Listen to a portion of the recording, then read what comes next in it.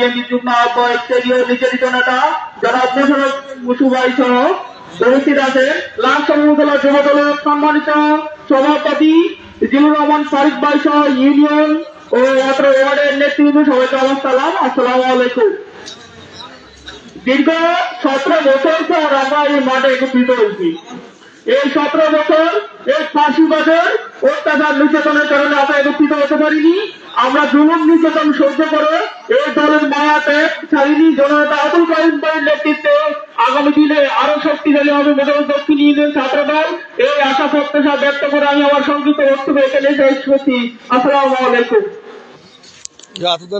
ধন্যবাদ সোহেল আহমেদ।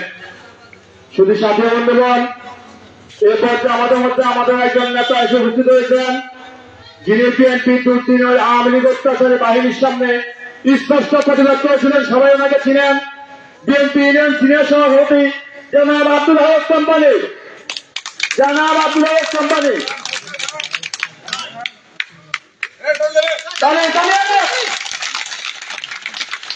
এই পর্যায়ে আমাদের সামনে উত্তরটা ইউনিয়নের আরেকজন অতিথি এসেছেন, যুবদল নেতা কামাল হোসেন।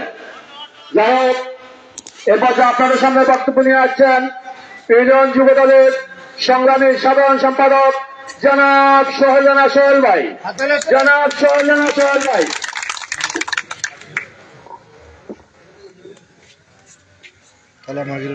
সংগ্রামী উপস্থিতি,